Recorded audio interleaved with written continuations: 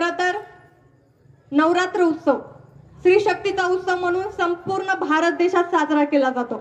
फक्त जरा पद्धत वेगवेगळी असते. आणि आज इथं स्वराज्य नगर मध्ये येताना मला आठवलं की आपल्या नगरचं नाव पण स्वराज्य नगर आहे आणि या समितीचं नाव सुद्धा जिजाऊंचं आहे. आणि एक वेगळी गोष्ट सांगायची म्हणलं तर आज आमच्यात तुम्हाला राग येऊ देऊ नका, टीव्ही सिरियल मध्ये गुरफटणाऱ्या महिला काय मालिका बघतात त्या, माझ्या नवऱ्याची बायको, काय करायचं आपल्याला दुसऱ्याच्या नवऱ्याचा, आपण आपला नवरा सांभाळायचा ना.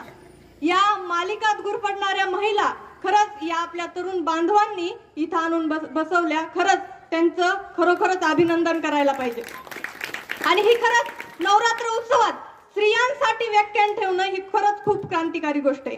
कारण आपण शिवजयंतीला व्याख्यान ठेवतो, वेगवेगळ्या महापुरुषांच्या जयंतीला व्याख्यान ठेवतो, पण आपल्या स्त्रियांना मार्गदर्शन मिळावं म्हणून यासाठी कोणीही व्याख्यान ठेवत नाही. स्वराज्य नगर मध्ये यायचंय आणि तुमच्या समितीचं नाव सुद्धा जिजाऊंचं आहे म्हणून मला येताना तिथं एक जिजाऊंचा प्रसंग आठवला. जिजाऊ अगदी लहान होत्या आणि आता लहान मुली म्हणल्यावर खेळ कोणते पाहिजेत, भातुकली, खेळ भांडे आपण खेळतो ना, आपल्या घरात मुले असतील ना, भातुकली, खेळ भांडे, हे ते साड्या वगैरे घालणे, नटणे वटणे. पण जिजाऊंचे खेळ बघा वेगळे होते. जिजाऊंनी काय केलं, काठी घेतली आणि तिची तलवार बनवून फिरू लागल्या. हाना मारा कापा गनिमाला जिजाऊंचा सगळा वाडा गलबलून गेलाय. आता जिजाऊंच्या आईला वाटलंय की आपली पोरगी काय एवढं ओरडती, बाबा खरंच वाड्यात एखादा गनिम घुसला की काय. आता लखुजी राजांना सुद्धा वाटलं खरंच वाड्यात एखादा गनिम घुसला काय म्हणून जिजू एवढ्या मोठ्यानं ओरडती, हाना मारा कापा हर हर महादेव. म्हणून हे सगळे वाड्यातले जाणते जिजाऊंच्या बाजूला गेले. आता सगळे जाणते जमा झाले तरी जिजाऊंना त्याचा मेळच नाही, ते खेळण्यात आपला दंग. तेवढ्यात लखुजी राजांनी आवाज दिला, जिजू. तशा जिजाऊ जागेवर थांबले. आता लखुजी राजा आलेत म्हणल्या जिजाऊंच्या मैत्रिणी तिथून पळून गेल्या. पण जिजाऊ तशाच हातात काठी घेऊन जशी काही ही रणरागिणी आताच मैदान गाजून आली अशा उभा राहिलेले.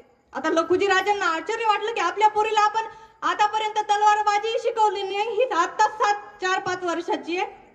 म्हणून लखुजी राजे जिजाऊंच्या जवळ गेले, 2 गुडघ्यावर जिजाऊंच्या समोर पाय टेकून बसले आणि जिजाऊला म्हणतात, काय ग जिजू कसले हे खेळ.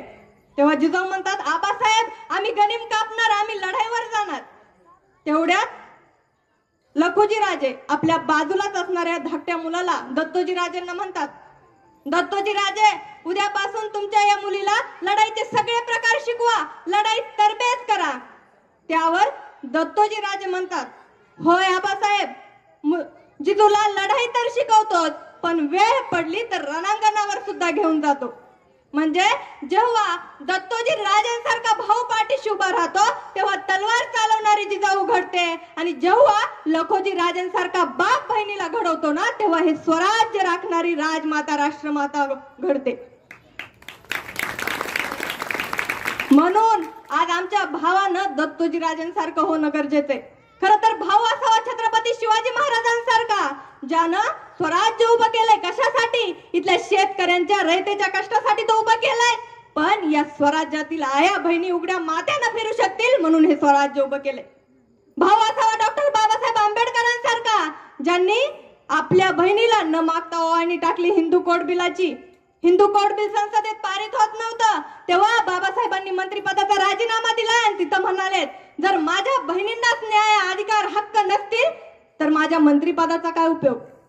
भाऊ असावा राजश्री शाहू महाराजांसारखा, ज्यांनी स्वतःच्या बहिणीचा आंतरजातीय विवाह लावून दिला आणि बहीण जातीयांच्या विरोधात उभी केली. असा भाऊ आज उभा राहणं गरजेचं आहे.